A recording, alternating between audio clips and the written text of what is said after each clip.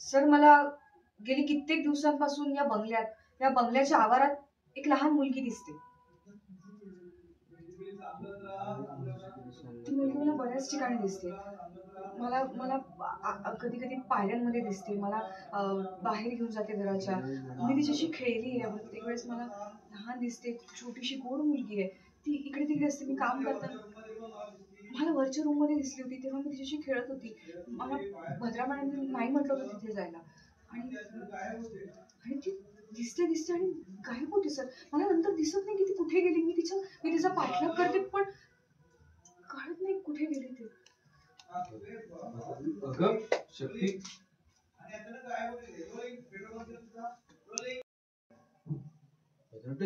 तुलाही?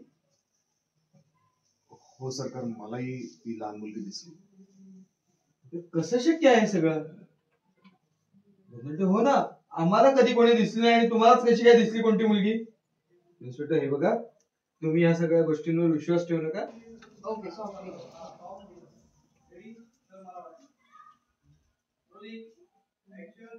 सर मला वाटलं हे सगळं एकदा तुमच्या कानावर घालावं. कदाचित त्या मुलीचा तुमच्याशी काही संबंध असेल, वर्तमानातला किंवा भूतकाळातही असू शकतो.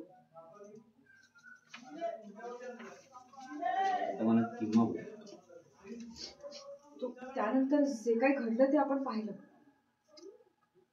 सर मला ना राहून राहून असं वाटतंय की हा भ्रम आणि भास नाहीये, हे काहीतरी वेगळं आहे आणि या सगळ्याचा उलगडा होत नाहीये.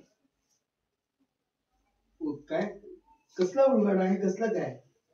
तुम्ही आजकालची पोरं ना कसले ते भूताचे सिनेमे किंवा सिरीज वगैरे बघत बसतात आणि नंतर डोक्यात तुमच्या तेच फिरत असतं, मग असे भास होतात तुम्हाला. यावर चर्चा नको तू. भास होतात ना, तुझा क्यू दिलास. अहो पण तू घेते.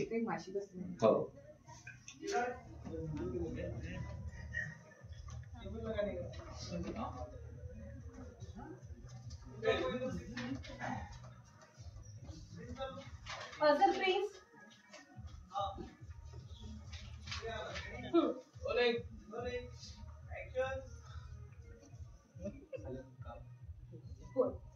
नकाशात ठरल्याप्रमाणे 2 बळी द्यायचे आणि कोरोनाला त्या 2 माणसांना ठरलेल्या ठिकाणी पाठवायला सांगितलं.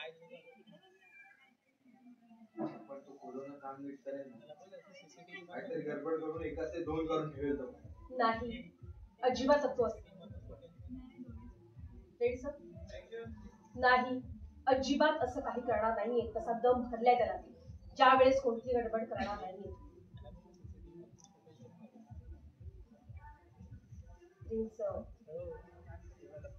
हे बळी आजच द्यावे लागतात.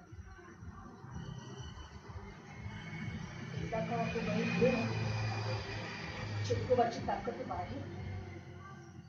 चिटकोबा आधी शक्तीला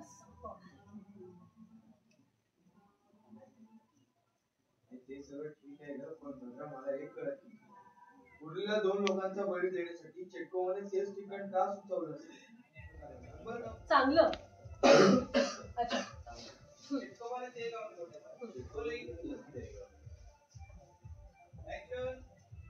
चिटकोबाने ते गाव निवडण्यामागे नक्कीच काहीतरी चांगलं कारण असेल.